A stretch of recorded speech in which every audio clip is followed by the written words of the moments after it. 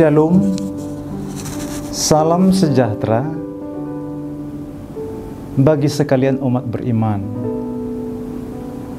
Kalau pada hari ini awal pekan, Senin tanggal 10 Februari 2025, kita masih disapa oleh firman Tuhan. Namun sebelumnya, saudara yang diberkati Tuhan, mari kita renungkan sejenak dalam doa hening.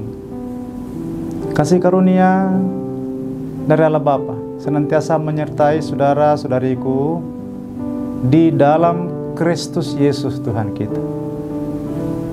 Amin. Saudaraku yang dikasihi Tuhan, firman Tuhan yang menjadi renungan dan yang menyapa kita pada pagi hari Senin ini itu diangkat dari kitab Injil Yohanes pasal 1 ayatnya yang ketiga sampai dengan ayat yang keempat. Ini firman Tuhan. Segala sesuatu dijadikan oleh Dia, dan tanpa Dia tidak ada sesuatu pun yang telah jadi. Di dalam Dia ada hidup, dan hidup itu adalah terang manusia. Demikian firman Tuhan, saudara.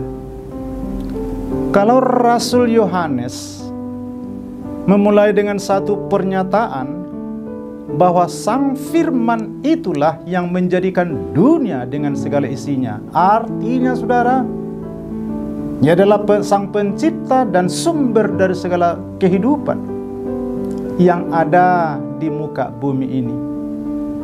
Lalu kehidupan itu jugalah menjadi terang sejati bagi umat manusia yang tidak dapat dipadamkan oleh kegelapan hebat sekalipun. Terang yang memampukan kita orang berdosa ini boleh kembali menemukan pengharapan.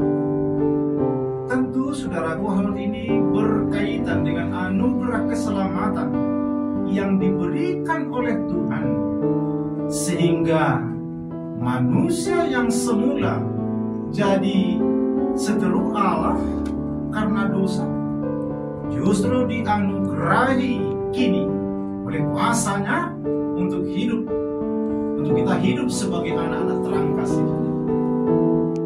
Kebenaran mendasar dalam ayat-ayat awal Injil Yohanes ini mengarahkan pikiran kita kembali kepada awal kitab Kejadian, saudaraku, di mana Allah Tritunggal berfirman agar alam semesta menjadi ada melalui firman-Nya yang perkasa.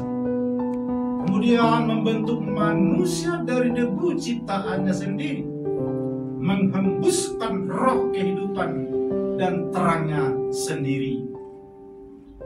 Ia juga mengarahkan pikiran kita maju menuju zaman kekal yang akan datang, di mana ciptaan baru dalam Kristus akan ikut ambil bagian dalam langit baru dan bumi baru untuk memperlihatkan kemuliaan Allah dan menyatakan kuasa-Nya yang besar, hikmat-Nya yang agung, kehendak-Nya yang tidak berubah, dan untuk menyatakan nama-Nya yang kudus, sehingga Ia dapat menerima kemuliaan dari semua makhluk ciptaannya.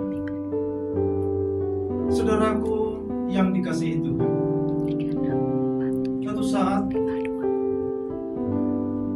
saya mengamati sebagian dinding bangunan gedung tua di sebelah rumah. Ternyata di sana ada tumbuhan tertentu yang hidup di celah-celah retakan tembok di sana. Meski tidak ada orang yang secara khusus merawatnya, tumbuhan itu terus hidup, berkembang, dan bertumbuh dari hari ke hari. Tumbuhan ini pun disebut hidup karena mengalami pertumbuhan dan perkembangan. Demikian juga dengan kehidupan kita di dalam Kristus. Orang yang mengalami kehidupan dalam Kristus diawali dengan hidup di dalam Kristus. Yohanes 1:4 mengatakan, menuliskan saudara, di dalam Dia ada hidup untuk seterusnya. Apabila kita membaca sebaliknya, maka itu berarti di luar Dia tidak ada kehidupan. Hidup apa yang dimaksud? Bukan sekedar hidup secara harafiah, melainkan hidup dalam arti mengalami pertumbuhan dan perkembangan, yaitu perkembangan karakter dan pertumbuhan iman. Hal ini ditujukan ketika menghadapi situasi yang sulit. Seseorang yang bertumbuh di dalam Tuhan Yesus tidak akan menyerah. Dia akan menyandarkan dirinya kepada Tuhan. Dia percaya bahwa Tuhan senantiasa hadir bersamanya, dan percaya akan menemaninya menghadapi situasi yang sulit yang sedang menyeruak ke dalam hidup. Selain itu, saudara, dia akan meminta hikmat untuk berani mengambil keputusan dari pilihan yang ada dalam merespons situasi sulit yang dihadapi.